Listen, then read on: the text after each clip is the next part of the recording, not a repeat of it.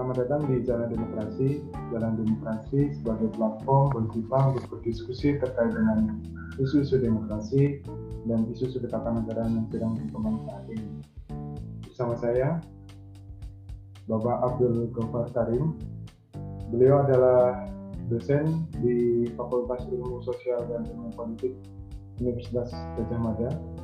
Selamat malam, Pak Abdul Ghaffar. Selamat malam, apa kabar? Alhamdulillah, baik Pak. Pak Ghaffar, apa kabar Pak? Alhamdulillah baik. Semoga semua sehat-sehat. Alhamdulillah Pak. Amin. Jadi di edisi diskusi kita kali ini Pak, kita akan coba mengenalkan ya Pak, terkait dengan tema politik dan agama di Indonesia. Jadi sebelum bicara terkait dengan politik dan agama, ini Pak, ada pendapat dari beberapa kalangan ya. Saya ambilkan dari Presiden Jokowi pada tahun 2017 waktu itu menyatakan bahwa relasi antara politik dan agama ini menurut Presiden pada tahun 2017 ini politik dan agama harus dipisahkan agar tidak terjadi gesekan antar umat beragama. Nah, namun oleh Pak Ma'ruf Amin pada tahun yang sama ketika masih di MUI juga menyatakan bahwa agama dan politik itu kan saling mempengaruhi kehidupan politik. Kebangsaan itu juga harus memperoleh pembenaran dari agama. Nah, jadi ada dua pendapat yang saya ambil ini memang berbeda Pak pandangannya antara relasi antara politik dan agama sendiri. Nah, sehingga dapat disimpulkan seperti ini Pak, politik itu kan pada satu momen itu kadang berjalan harmonis dengan agama dan kadang di dalam momen tertentu itu juga saling berseteru Pak, bahasanya seperti itu. Nah, sebenarnya bagaimana sih Pak relasi atau hubungan antara politik dan agama itu seperti apa Pak? Ya, baik. Itu menarik tadi ya, contoh perbedaan pendapat antara Jokowi dengan Ma'ruf Amin waktu itu. Tapi perlu kita ingat bahwa dua pendapat itu adalah pendapat politisi. Dan pendapat politisi itu sangat ditentukan oleh kepentingan politiknya, bukan oleh pertimbangan akademis. Karena itu, menurut saya, cara kita melihat hubungan agama dan politik di Indonesia dan melihat hubungan agama dan politik di negara manapun itu sebaiknya tidak menjadikan ucapan politisi sebagai rujukan, karena ucapan politisi itu tidak punya basis akademik, basis data yang kuat, sebab yang kuat dalam ucapan politisi itu adalah kepentingan. Jadi kalau Jokowi mengatakan agama harus dipisahkan, saya rasa karena dia sedang khawatir ya pada penggunaan simbol-simbol agama oleh orang yang dan pihak-pihak yang berada di seberangnya. Sementara Ma'ruf Amin mengatakan agama dan politik mempengaruhi itu karena dia sedang menggunakan simbol-simbol agama, argumen-argumen agama untuk kepentingan politik tertentu juga. Jadi meskipun itu fenomena menarik, tapi kalau kita mau mengkaji sungguh-sungguh tentang bagaimana relasi agama dan politik, saya rasa yang terbaik adalah tidak menjadikan ucapan mereka sebagai rujukan ya. Saya ingin melihatnya begini. Dari sudut pandang keilmuan, itu memang selalu ada dua debat besar yang senada dengan dua debat politisi tadi. Tapi kan tujuannya berbeda kalau debatnya ilmuwan itu. Debatnya ilmuwan adalah untuk menjelaskan fenomena. Ada di satu sisi para ilmuwan sosial yang menganggap bahwa agama dan politik sebenarnya berada di dua ranah yang berbeda, di dua area yang berbeda. Lalu pada tingkat praksis ini turun menjadi cara pandang sekularistik tentang agama dan politik ya. Agama dah sebenarnya memisahkan agama dan negara. Tapi ada pandangan lain yang menganggap bahwa agama dan politik, agama dan negara itu tidak pernah benar-benar terbukti terpisah. Keduanya nampaknya saja berada di ranah yang berbeda, tapi sebenarnya keduanya berimpit sangat kuat. agama dan politik itu, misalnya ada orang bernama Jonathan Fox yang mengatakan bahwa kalau kita lihat di semua cerita biblical, dia melihatnya dari sudut pandang agama Kristen, maka kata dia kita bisa lihat di sejarah bahwa semua negara yang digambarkan di dalam Bible itu pasti sangat teokratis, sangat dipengaruhi oleh agama. Sampai hari ini kita tidak pernah betul-betul bisa menemukan negara yang bisa sepenuhnya dan sanggup sepenuhnya memisahkan diri dari urusan-urusan agama. Karena itu bahkan ada ilmuwan sosial ya, seorang sosiolog bernama Jose Casanova mengatakan bahwa agama modern justru agama yang semakin kuat yang mewarnai politik. Nah itu dua pendapat yang bersilangan. Saya pribadi cenderung mengikuti pendapat yang menganggap bahwa ini pendapat ilmuwan ya, bukan pendapat politisi yang dua yang kita contohkan tadi. Yaitu pendapat ilmuwan yang mengatakan bahwa agama dan politik itu punya impitan yang sangat kuat satu sama lain. Sehingga saya termasuk yang memandang bahwa sekularisme itu hanya benar di atas gagasan, hanya benar sebagai utopia, tapi tidak pernah betul-betul memperoleh pembuktian yang sangat kuat. Ini contoh, ini terakhir untuk menutup argumen di bagian awal ini. Amerika misalnya. Amerika itu adalah sebuah negara yang terbentuk karena orang justru ingin melepaskan diri dari kungkungan relasi negara dan agama yang berlebihan. Orang-orang Inggris pertama yang datang ke Amerika itu ingin lepas dari ikatan gereja Anglikan. Mereka ingin bebas. Mereka ingin menentukan agama dengan bebas. Tapi jangan salah, justru di Amerika lah lahir agama-agama modern. Denominasi Kristen itu ada 20.000 lebih dan sebagian besar lahir di Amerika. Agama Mormon, salah satu agama paling muda, itu lahir juga di Amerika. Jadi bayangkan negara yang lahir dari tujuan-tujuan sekularistik justru menjadi tempat lahirnya agama-agama baru. Jadi poin saya kira Indonesia sama dengan di banyak negara lain, hubungan antara politik dengan agama itu sangat erat, sangat dekat dan tidak mungkin dipisahkan. Tentu saja kita harus bedakan antara relasi negara dengan agama dengan penggunaan tema-tema agama untuk mencapai tujuan-tujuan politik elektoral. Saya kira begitu menurut saya. Ya. Kalau kita coba kaitkan di konteks sejarah dalam berdirinya Negara Kesatuan Republik Indonesia nih Pak, kan tadi disampaikan bahwa hubungan antara agama dan politik itu kan sangat kuat, sangat terbentuk dengan begitu kuat. Nah, ya. Bagaimana politik dan agama ini berperan dalam mendirikan Negara Kesatuan Republik Indonesia dulu, Pak? Itu sangat besar ya. Boleh dibilang sepertiga dari saham nasionalisme Indonesia itu dipegang oleh kelompok-kelompok agama. Jadi ada 3 kekuatan utama yang memungkinkan Indonesia bisa menjadi seperti yang kita lihat sekarang. Ini kalau kita pisahkan dulu, kalau kita tidak bahas dulu ya faktor relasi internasional waktu itu, yaitu faktor relasi internasional yang menyebabkan lahirnya negara-negara baru di Asia Tenggara. Ini bisa kita bahas dalam topik yang berbeda. Nah, kita lepaskan itu, kita lihat di internal Indonesia sendiri, ada 3 kekuatan besar yang menyebabkan Indonesia terbentuk seperti yang kita kenal sekarang. Pertama tentu saja adalah kekuatan nasionalisme, yaitu kekuatan yang tahun 20-an terutama di Bandung itu menemukan momentum sangat kuat. Motor utamanya tentu saja ada Soekarno, ada Syahrir, ada Hatta. Lalu kedua ada kekuatan sosialis, ya, kekuatan sosialisme yang juga merupakan faktor sangat penting karena sosialisme lah yang memberi kita penjelasan bagaimana sih sebenarnya cara untuk melawan kolonialisme. Ada orang-orang seperti Tan Malaka di barisan ini. Dan meskipun tidak bisa dipandang sama, tapi juga ada kekuatan komunis di sini. Itu yang penting kita ingat ya.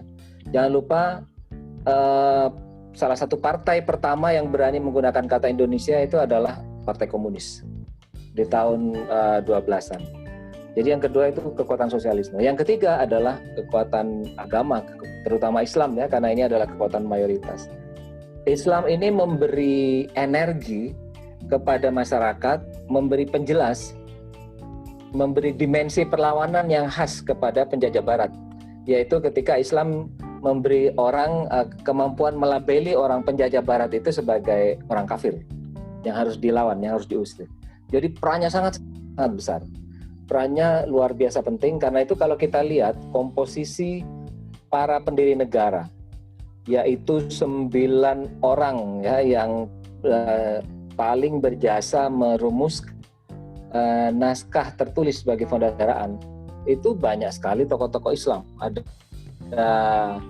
Ada Kiai Wahid Hasyim dari NU, ada Ki Bagus Hadikusumo ya dari Muhammadiyah, ada Mr. Ahmad Subarjo dan seterusnya. Jadi peran-peran agama itu terbukti sangat-sangat besar di dalam sejarah Indonesia. Seiring dengan perkembangan zaman nih Pak, kan juga isu terkait dengan agama itu kan juga identik dengan apa yang dinamakan sebagai politik identitas ya Pak. Nah, sebagaimana dikatakan oleh Lokmanto, politik identitas adalah langkah politis untuk mengedepankan kepentingan dari anggota suatu kelompok karena memiliki satu kesamaan identitas baik berbasis suku, ras, agama, dan gender. Nah, jadi kan isu identitas terkhusus ini agama ini kan cukup menguat ya Pak di Indonesia ini. Bahkan menurut kata Freddy Hafiz, dia menyatakan bahwa di Indonesia ini terdapat begitu kuatnya populisme Islam di Indonesia. Lalu kalau kita kaitkan di negara lain, seperti India, juga terdapat semacam fanatisme agama Hindu di sana. Nah, bagaimana Pak Abdul Ghaffar melihat hal tersebut? Ya, memang betul ya. Salah satu fenomena paling penting di dunia dewasa ini ya, tidak hanya di Indonesia sekali lagi, itu adalah populisme. Dan populisme juga mengambil banyak wajah. Populisme yang dengan lekas menemukan konteksnya di Indonesia tentu saja adalah populisme Islam, karena ini adalah negeri dengan mayoritas Islam. Tapi sebenarnya populisme itu sendiri adalah bagian dari kecenderungan politik yang normal, yang harmless ya, kecuali ketika populisme itu bersanding dengan problem lain, yaitu lemahnya ideologi dan lemahnya kapasitas programatik di kalangan politisi.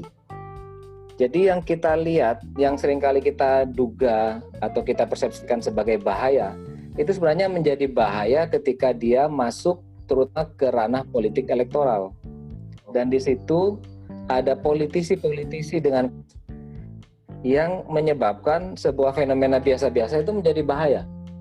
Misalnya kalau kita bicara soal populisme ini contohnya ya. Populisme itu kan adalah tindakan ya, cara pandang, paham yang meletakkan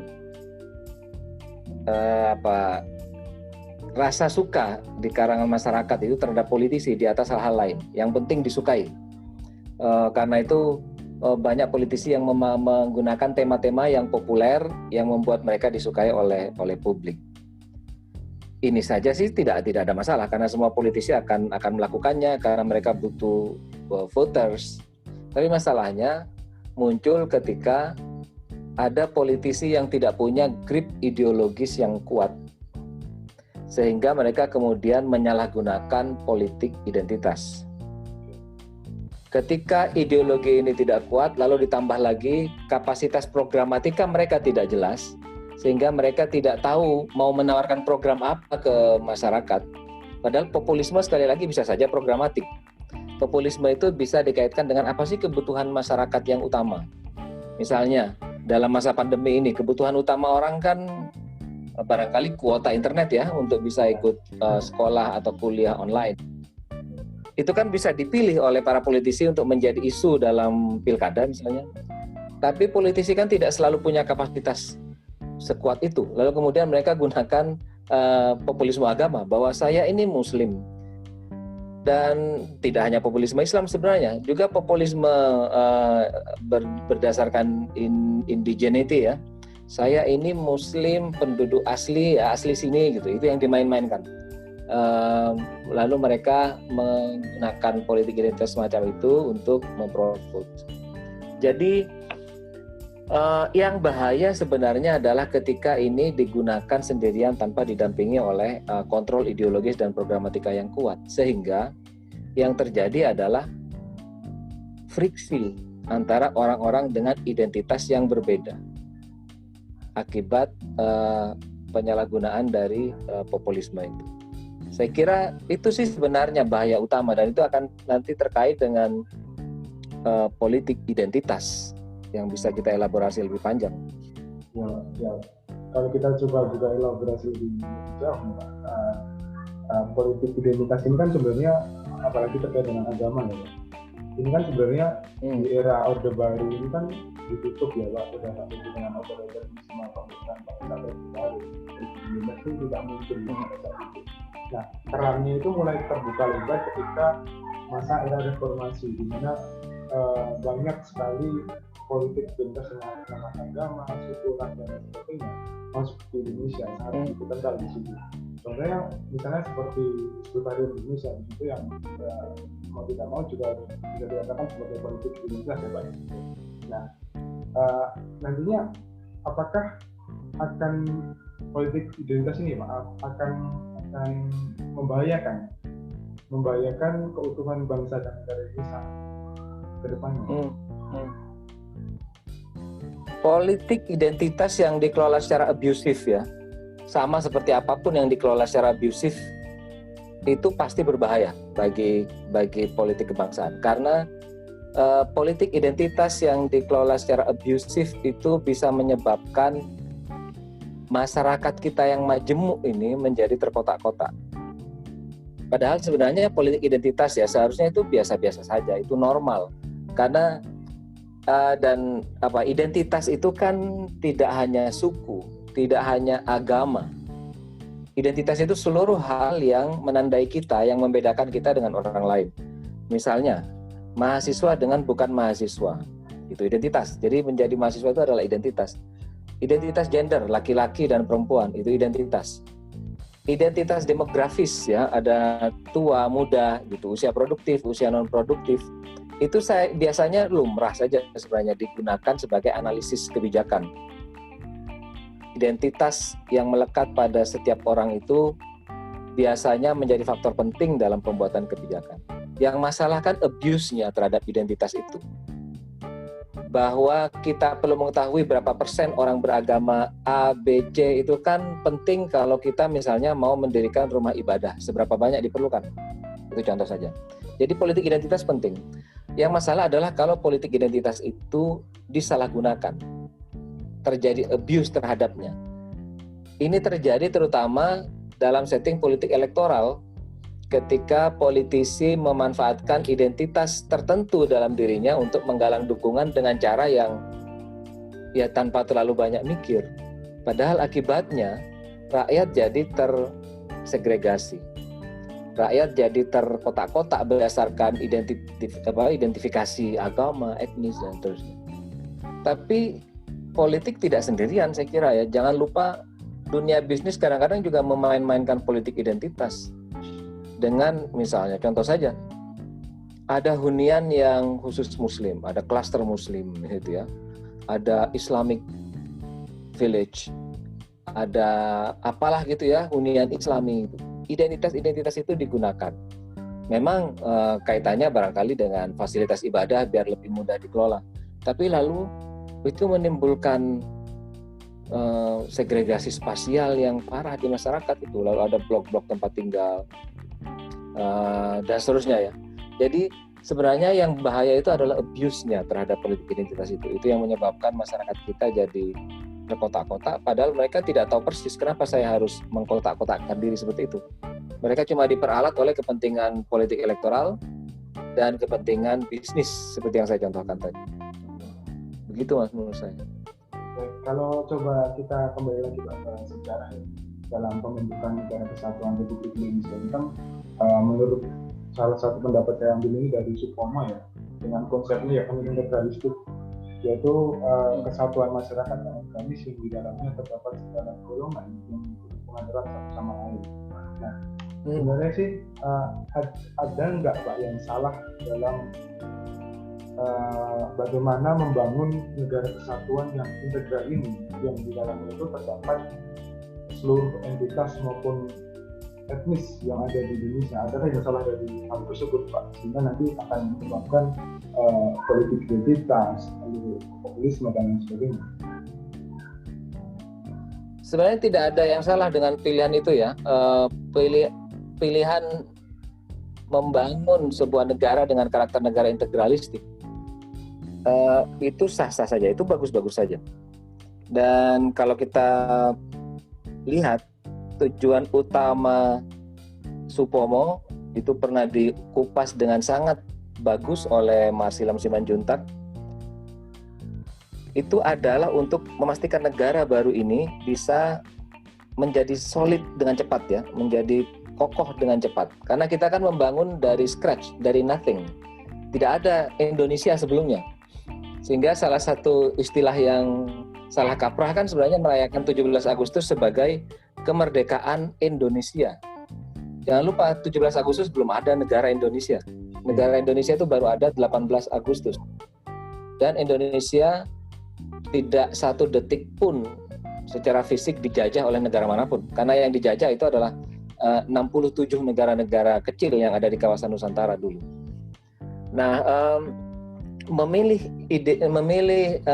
negara, paham negara integralistik sebagai fondasi bernegara yang ideal, saya kira itu relevan pada zaman itu untuk mempercepat kokohnya negara kita.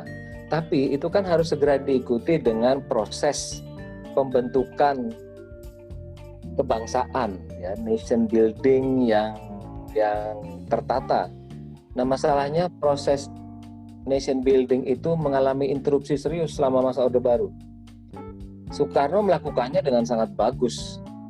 Soekarno menata dengan telaten bangunan kebangsaan itu, mengurus dengan satu persatu kalau ada masalah.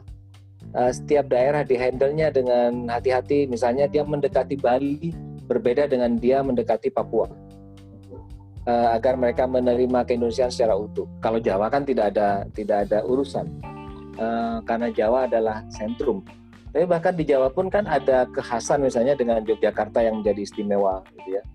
Itu semua cara Soekarno untuk menata pelan-pelan ya secara telaten. Tapi Soeharto lalu tidak sabar dengan keragaman itu. Dia memaksakan semuanya menjadi seragam, semua menjadi sama, dan urusan nation building itu jadi berantakan. Konsep negara integralistik yang ideal itu lalu kemudian menjadi totalitarianistik, menjadi dasar bekerjanya pemerintahan yang otoriter, yang memaksakan seluruh urusan itu harus dikendalikan oleh negara. Sementara di sisi lain negara tidak sepenuhnya bisa melakukan provision, ya, melakukan penyediaan kebutuhan masyarakat dengan tuntas. Jadi negara banyak mengatur tapi tidak banyak menyediakan. Nah, jadi sebenarnya sekali lagi senada dengan argumen saya sebelumnya, yang terjadi adalah abuse terhadap paham negara integralistik. Jadi yang masalah itu adalah abuse-nya, bukan negara integralistik. Baik, terima kasih Pak Abdul Ghaffar Karim atas waktunya untuk mencerahkan para pendengar Jalan Demokrasi pada edisi diskusi kali ini, Pak. Baik, terima kasih. Semoga sukses selalu, teman-teman. Baik, Pak. Juga terima kasih kepada para pendengar Jalan Demokrasi. Nantikan podcast kita selanjutnya. Selamat malam.